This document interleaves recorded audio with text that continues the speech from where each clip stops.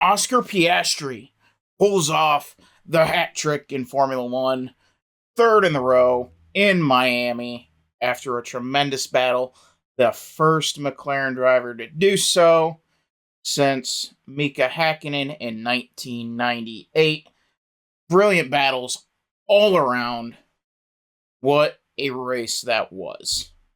I'm Dylan Hildreth. This is the Dylan Hildreth Show. Make sure to like the video, subscribe to the channel, hit the notification bell so you don't miss any Formula One, any NASCAR, football, anything that we got cooking over here.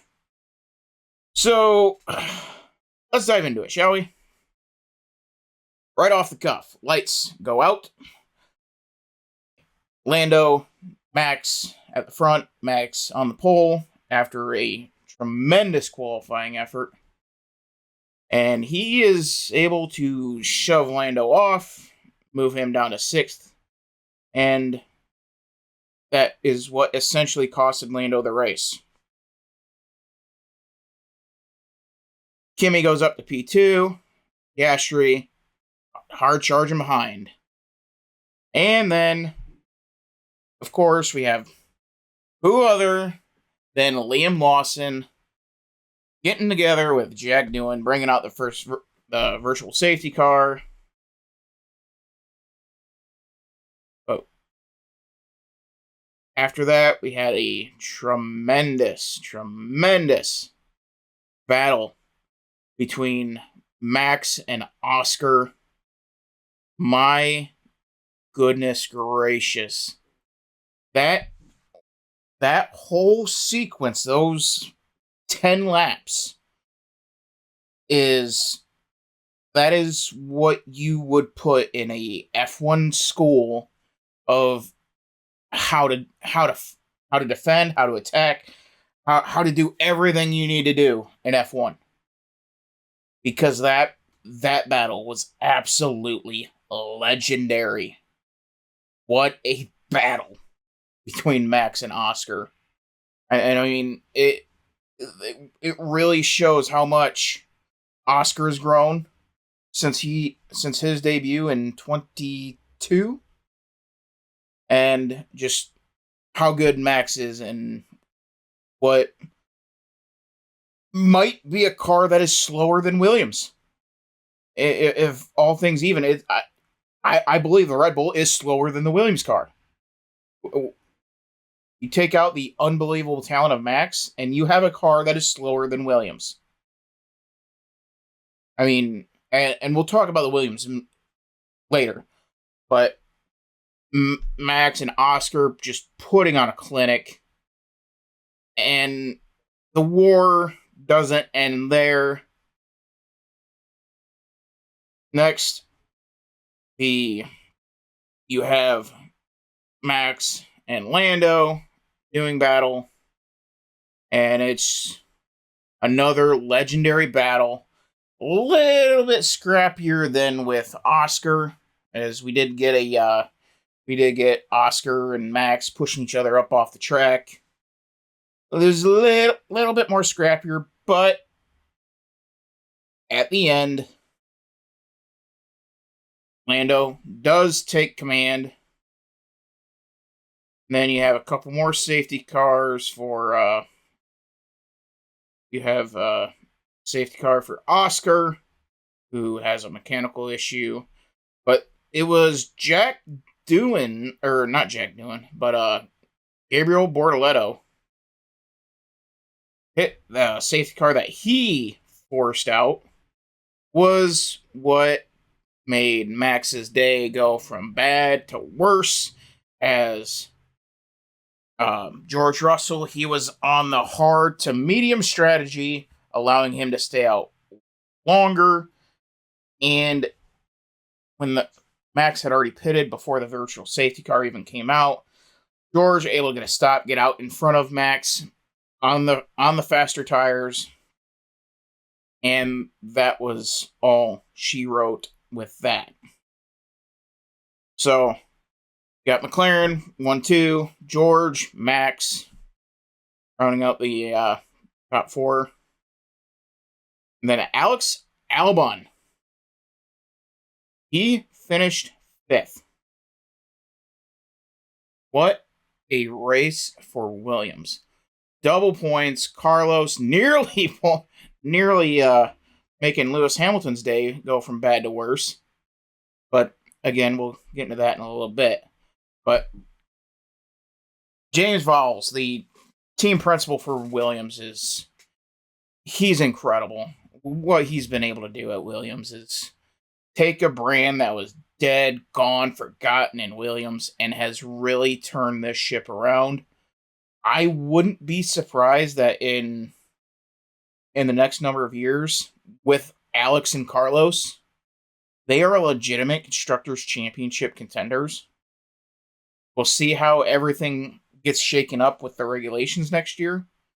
But I wouldn't put it past Williams to be a legitimate contender if they continue to make the strides that they are making.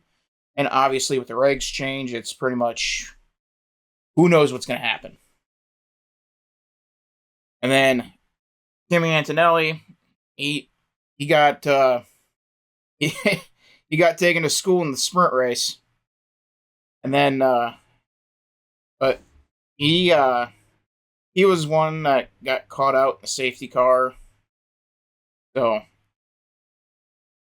and he lost ground to Albon, wasn't able to get it back, and then the Ferraris. Oh my goodness. This is going exactly that it went one of the two ways I thought it was going to go. Charles and Lewis are going to be best friends. They're going to be awesome. They're going to be great, which history says no, especially with Lewis. It was not. It has not gone that way. It is only getting worse, and I've feared this. I said at the beginning, when it first came out, I trust Toto Wolff to get the Mercedes fixed much more than I trust anybody at Ferrari to get Ferrari fixed. And, well, we're seeing that all play out. And I'm watching the end of the Cup race here, and yeah, another caution. But that's going to be for the next video. That's going to be for the next video. But yeah, Ferrari, it has been an absolute show. It has been horrific. It is, in my estimation, it is only going to get worse.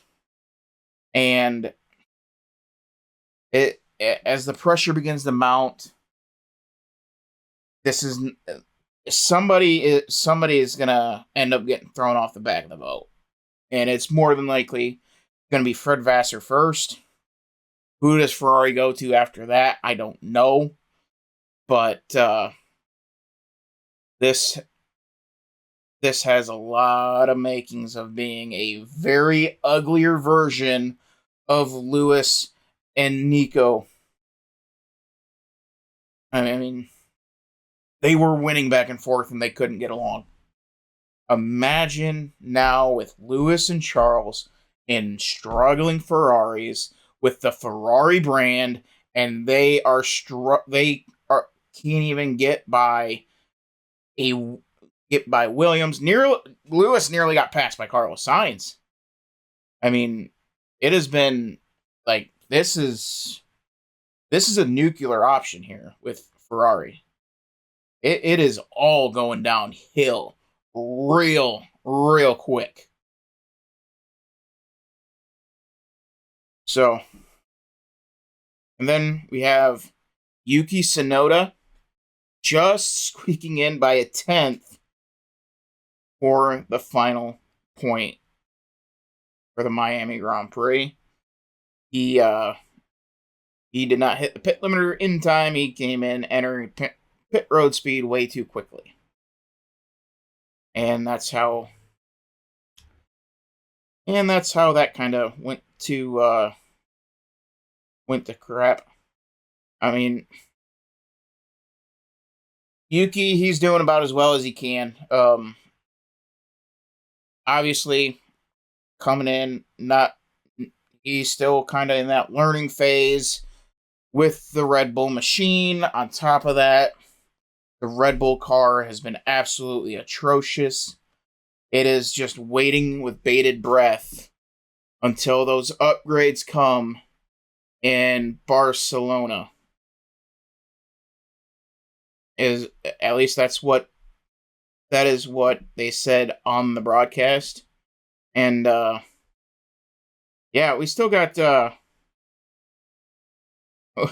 we still got Imola and Monaco before we get to Spain. So, and Imola's huge. It is absolutely crucial that at Imola, because that's where Max is very good at Imola. If he cannot soften the flames, if he can't put out some flames at Red Bull after Imola, Katie barred the door. This is not going to be pretty. But we got 2 weeks till then. 20 days until Monaco. And then nearly a month until Barcelona. And with the point standings, as I have made a note of this in my previous video a few weeks ago. Having camera issues, that's why I've been MIA. But in Max's contract, it is if he finishes 4th or worse, he can opt out. Right now, we are 6 points away from potentially seeing that be triggered. Obviously, it has to get to the summer break with him being in 4th, but it's one of those, once it starts rolling, it's not likely to stop. Imola is the most important race in the history of Red Bull.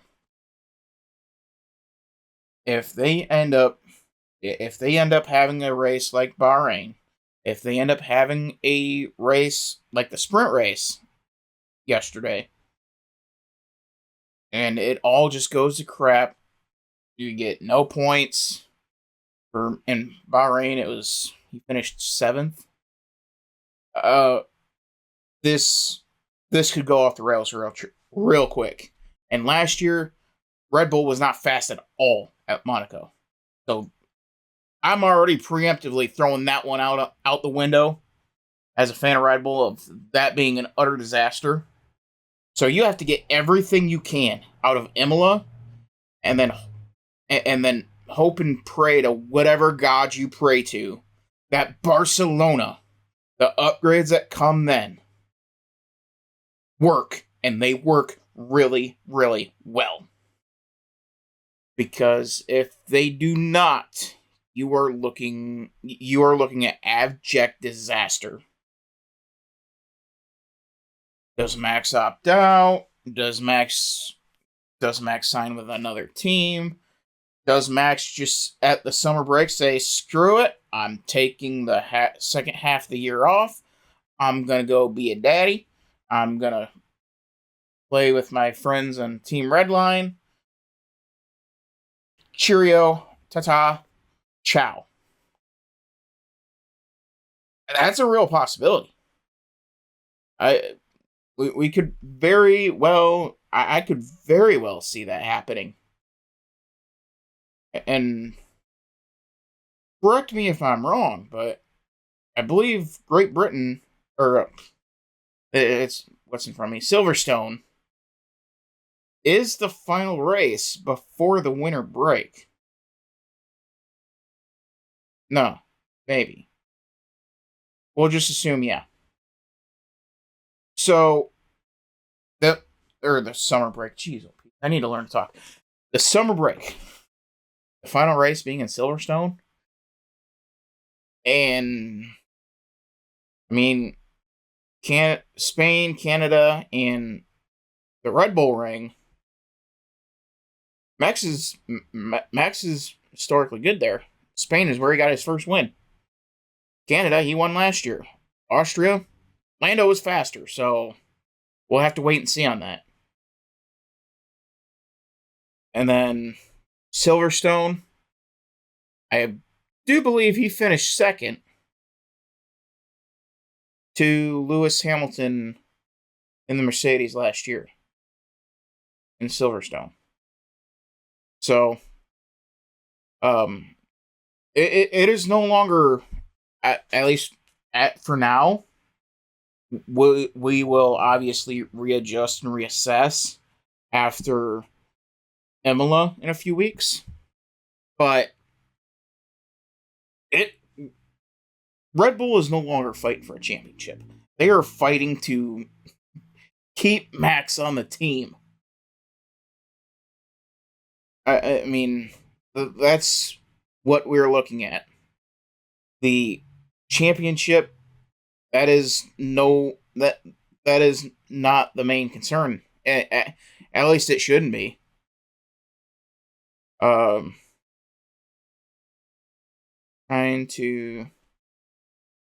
trying to see here. Oh. Let me up. It's not. No. Oh, come here. Here we go. Okay. So the updated point standings. We got Oscar, 131. Lando, 16 points back. Max Verstappen, he's at 99. George is 6 points back from that. And Max has 99 total points. 16 back from Lando. And then George is 6 back from Max. So if George wins, and we'll say Max finishes second, George Russell is sitting in third place at Imola. And that sets the stage for Max being able to opt out. And call me worst case scenario guy. That's what I do best. I panic and overthink on things. So leave me alone.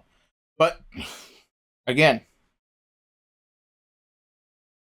at this rate, 16 points back from Lando and 32 points back from Oscar. It's plausible, but that's going to grow until Barcelona. And you have to assume that those upgrades are going to work better than whatever McLaren brings in, whatever Mercedes brings in, whatever Ferrari brings in. You have to assume that. And as we know, that's not always a guarantee. And then, yeah, so I'm just trying to. Then you had a kind of a interesting moment with Lewis there towards the end. Lewis kind of getting the team orders at the end. Let Charles pass. Let him pass. And Lewis reluctantly lets Charles pass. And they inform Lewis that Sainz is 1.4 behind. Lewis responds with, "You want me to let him pass as well?" That,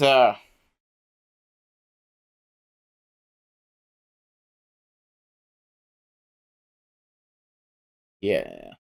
I don't know if this was said over the radio, but oh my god, if it was.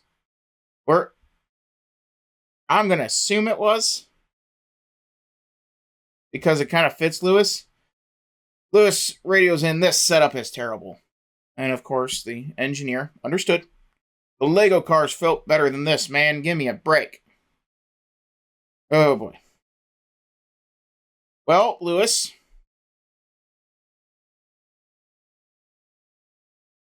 I